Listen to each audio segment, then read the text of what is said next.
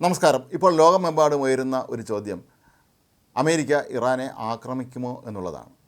അമേരിക്കയുടെ ഏറ്റവും പ്രധാനപ്പെട്ട പടക്കപ്പലായ USS എബ്രഹാം ലിങ്കൺ ഇറാൻ തീരം ലക്ഷ്യമിട്ട് യാത്ര തുടരുകയാണ്. അതിനൊപ്പം 2-3 യുദ്ധക്കപ്പലുകൾ അകമ്പടി സേവിക്കുന്നുമുണ്ട്.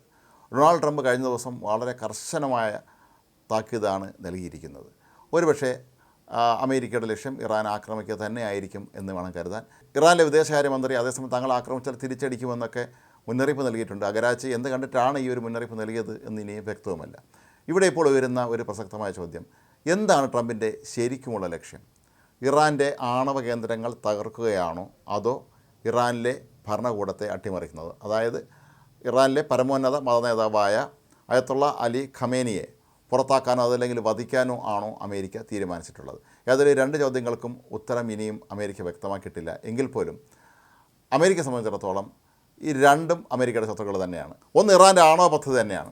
ഈ ആണവ പദ്ധതിയെ നിരന്തരമായി അമേരിക്ക എത്രയോ വർഷങ്ങളായി എതിർക്കുകയാണ്. ഇതിൻ്റെ പേരിൽ അമേരിക്ക ഉപരോധം പോലും ഏർപ്പെടുത്തിയിട്ടുണ്ട്. മാത്രമല്ല, കഴിഞ്ഞ വർഷം അമേരിക്കൻ സൈന്യം വ്യോമസേന ഇറാനിലെ ഫോർദോ ഉൾപ്പെടെയുള്ള ആണവ നിലയങ്ങൾക്ക് നേരെ ആക്രമണം നടത്തിയിരുന്നു. ഇപ്പോഴും പക്ഷേ ഇറാനിലെ ആണവ നിലയങ്ങൾ പലയിടത്തും സജീവമാണ് എന്ന് അമേരിക്കയ്ക്ക് നന്നായിട്ട് അറിയാം. അതിൻ്റെ കൃത്യമായ വിശദാംശങ്ങളും അവരുടെ കൈവശമുണ്ട്.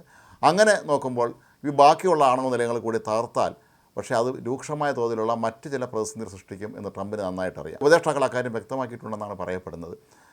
ആണവ നിലയങ്ങൾ തകർക്കുകയാണെങ്കിൽ ആണവ വികിരണം ഉണ്ടാകാനുള്ള സാധ്യത വളരെ കൂടുതലാണ്. അത് ഇറാനെ മാത്രമല്ല, ഇറാൻ്റെ സമീപ പ്രദേശങ്ങളിലുള്ള വിവിധ രാജ്യങ്ങളെയൊക്കെ തന്നെ അത് ബാധിക്കാനുള്ള സാധ്യത തള്ളിക്കളയാൻ കഴിയുകയില്ല. അങ്ങനെ ആണവ നിലയം തകർക്കാൻ ഇറങ്ങിയാൽ ഒരുപക്ഷെ അത് വലിയ തോതിലുള്ള പ്രതിസന്ധി സൃഷ്ടിക്കും എന്ന് ട്രംപിനറിയാം.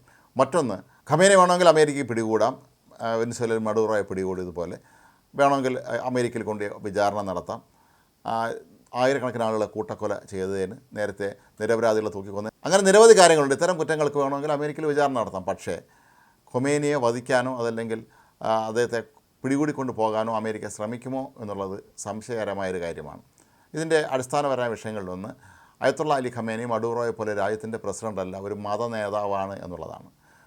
അങ്ങനെയുള്ളൊരു വ്യക്തിയെ അമേരിക്ക പിടികൂടി കൊണ്ടുപോവുകയാണെങ്കിൽ അത് മറ്റ് ചില തരത്തിലുള്ള വ്യാഖ്യാനങ്ങൾക്ക് വഴിവെക്കുമെന്നും അറബ് രാജ്യങ്ങളുമായൊക്കെയുള്ള അമേരിക്കയുടെ ഉഭയകക്ഷി ബന്ധത്തിൽ വലിയ തോതിലുള്ള വിള്ളലുകൾ ഉണ്ടാക്കുമെന്നും ട്രംപിന് നന്നായിട്ടറിയാം.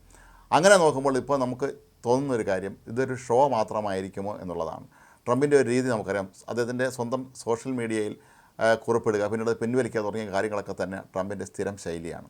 ഇറാനിൽ പ്രക്ഷോഭം നടത്തുന്ന ആളുകളോട് അന്ന് ട്രംപ് ഐക്യദാർഢ്യം പ്രഖ്യാപിക്കുക, നിങ്ങൾ ധൈര്യമായി സമരവുമായി മുന്നോട്ട് പോവുക, നിങ്ങൾക്കൊപ്പം ഞാനുണ്ട് എന്ന് പറഞ്ഞിട്ട് സമരത്തിൻ്റെ അല്ലെങ്കിൽ പ്രക്ഷോഭത്തിൻ്റെ ഒരു ഘട്ടമെത്തിയപ്പോൾ ട്രംപ് പിന്മാറുകയായിരുന്നു.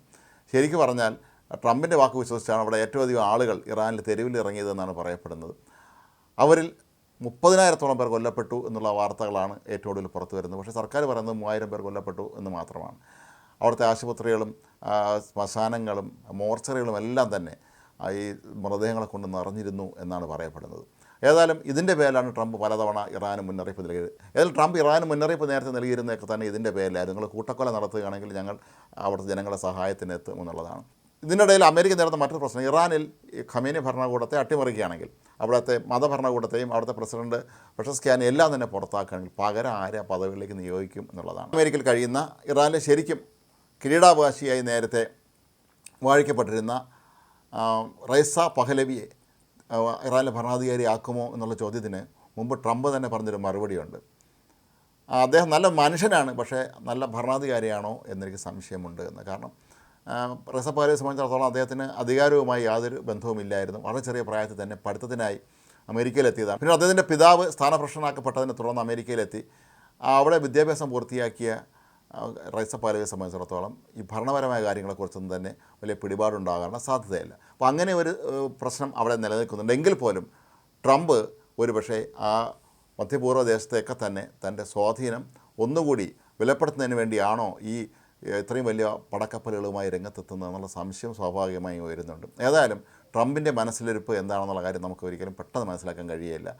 ആണവ നിലയങ്ങളാണോ അതോ അയത്തുള്ള അലി ഖമേനി തന്നെയാണോ ട്രംപിൻ്റെ ലക്ഷ്യം എന്നുള്ള കാര്യം ഇനിയും ബോധ്യപ്പെടുത്തേണ്ടിയിരിക്കുന്നു. ഏതായാലും ഈ 2-3 ദിവസങ്ങൾക്കുള്ളിൽ തന്നെ ഇറാനിൽ എന്ത് സംഭവിക്കും, അമേരിക്ക ഇടപെടൽ എത്തരത്തിലായിരിക്കും എന്നുള്ള കാര്യം നമുക്ക് വ്യക്തമായി മനസ്സിലാക്കാൻ കഴിയും.